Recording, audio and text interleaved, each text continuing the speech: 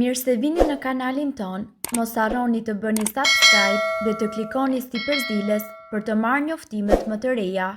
Faleminderit! Thoni lam të mirë kapslëku dhe pastroni zorën e trash me këto përbërës që bëjnë mrekulli. Kapslëku është një problem i zakonshëm i cili shoqërohet me fryrje, dhimbje stomaku dhe ndjesi rëndese, duke ndikuar drejt për drejt në mirëqenien tuaj të përditshme.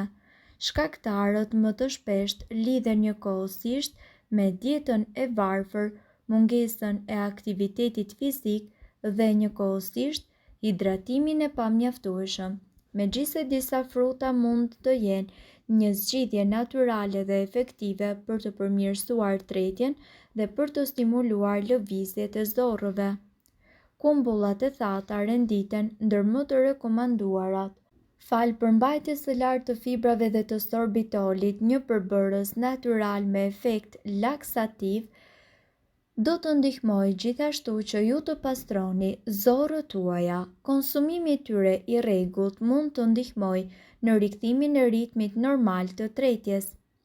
Ndërkohë, edhe kivi është një zgjidhje shumë e mirë, pasi përmban enzimat të cilat ndihmojnë në zbërthimin e ushqimeve dhe përshpejton njëkohësisht procesin e tretjes.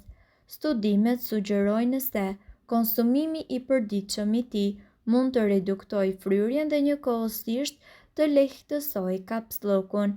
Dardat, sidomos kur konsumohen me lëkurë, ofrojnë një kombinim të shkëlqyer fibrash dhe ujë, duke ndihmuar në zbutjen e jashtëqitjes dhe në lehtësimin e kalimit të saj.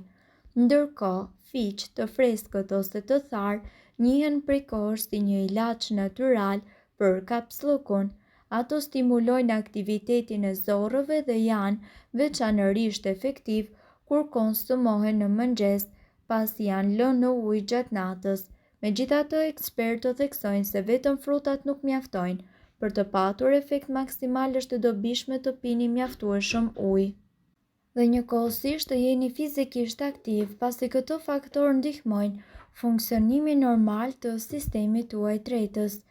Në rastet kur kapslëku vazhdon për një kohë të gjatë ose shoqërohet me simptoma shqetësuese, si dhimbje të forta apo humbje peshe, rekomandohet me patjetër konsultimi me mjekun tuaj. Ndërkohë, sipas ekspertëve, ekziston një sër recetash natyrale të cilat do t'ju ndihmojnë të pastroni zorët dhe të largoni të gjitha toksinat në to. Në Shtetet e Bashkuara të Amerikës, pastrimi i zorrës së trash u bë i famshëm gjatë viteve 1920 dhe 1930. Ajo është kryer e bazuar në teorinë e vethelmimit të organizmit.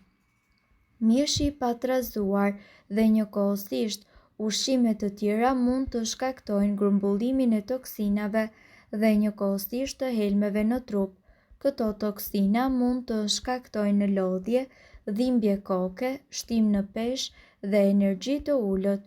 Kur vendosni të konsumoni perime dhe fruta, është thelbësore të zgjidhni ato të cilat janë të larta në fibra dhe të pasura në lëndë ushqyese. Farat e lirit janë të mira për pastrimin e zorrës së trash. Ato gjithashtu janë të pasura me fibra të cilat përmirësojnë thithjen e ushqyesve nga zorrët.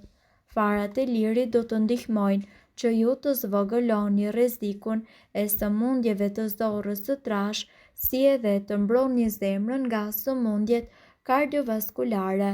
Përveç kësaj, farat e lirit janë të pasura edhe me acide yndyrore omega 3. Ja receta e mrekullueshme e cila do t'ju mundësojë ju një pastrim efektiv të zorrës së trash nga të gjitha toksinat. Përbërësit që juve do t'ju duhen janë një mollë, një lugë mjaltë për ëmbëlsi dhe gjithashtu një lugë çaj fara chia, një lugë çaj fara liri, ujë një filxhan. Metoda e përgatitjes. Së pari, përzieni të gjithë përbërësit së bashku, përveç farave chia. Pastaj merreni dhe vendoseni këtë përzierje në një gotë dhe hidhni brenda farat. Përzieni dhe më pas pijeni. Përzieni dhe kur të hani ushqime të pasura me fibra si molla, është rëndësishme të pini sa më shumë ujë. Ndërkohë, nëse ndonjë prej këtyre përbërësve ju shkakton reakcion, e mira është që ju të konsultoni me mjekun para se t'i përdorni këto receta të mjekësisë alternative. Ka disa probleme të tretjes të cilat janë të dëmshme për shëndetin tonë, si për shembull diarre, dhimbje, sindromi i zorrës së irrituar, dhe kjo gjithashtu reflektohet në të gjithë trupin tonë dhe është shumë komplekse për t'i trajtuar ato. Sipas ekspertëve, zgjidhja është më e lirë nga sa ju mendoni. Në kuzhinën tonë, ju duhet të dini se ekzistojnë një sër përbërësish të cilët mund të na vinë ne në ndihmë. Sipas ekspertëve, ju duhet të ndiqni një dietë tepër të shëndetshme e cila do të ndihmojë në largimin e toksinave si edhe pastrimit të trupit nga të gjithë parazitët në zorë. Një mënyrë e mirë për të filluar është përdorimi i një çaji të veçantë dhe të gjithë përbërësit ju i keni në kuzhinën tuaj.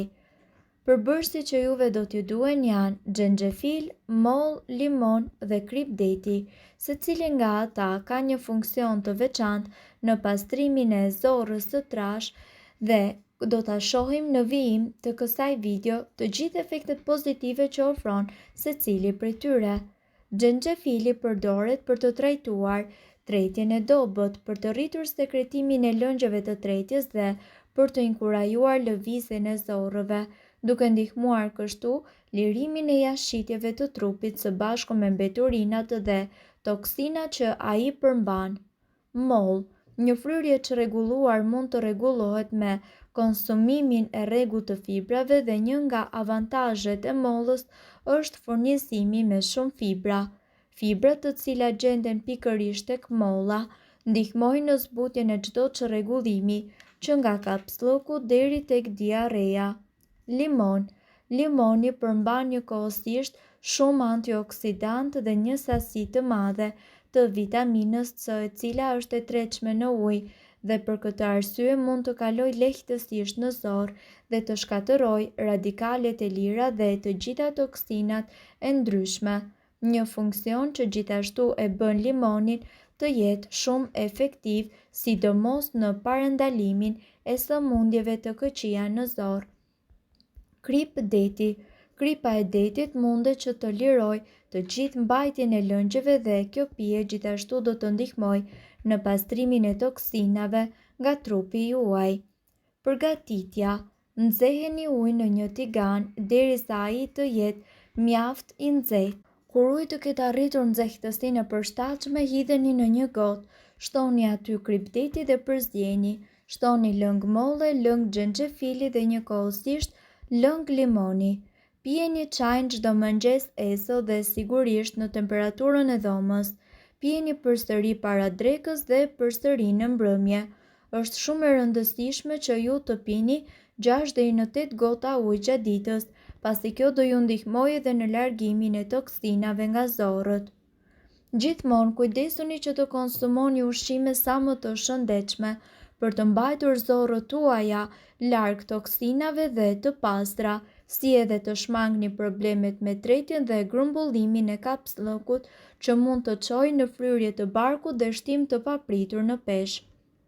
Mirë po duhet të dini, informacionet në këtë video kanë për qëllim të plotësojnë dhe të mos të zëvendësojnë këshillat e mjekut tuaj dhe nuk kanë për qëllim të mbulojnë të gjitha përdorimet e mundshme, masat paraprake, ndërveprimet ose efektet negative. Informacionet në këtë video mund të mos t'i përshtaten rrethanave tuaja shëndetësore, prandaj para përdorimit konsultohuni me mjekun tuaj. Nëse doni të dëgjoni video tona që ne postojmë çdo ditë, kliko subscribe. Ju ftojmë gjithashtu të bëni like në video tona nëse i keni dëgjuar dhe pëlqyer ato. Faleminderit që e pat videon ton. Shpërndajeni këtë video në profilin tuaj në mënyrë që të informohen edhe shokët tuaj. Faleminderit.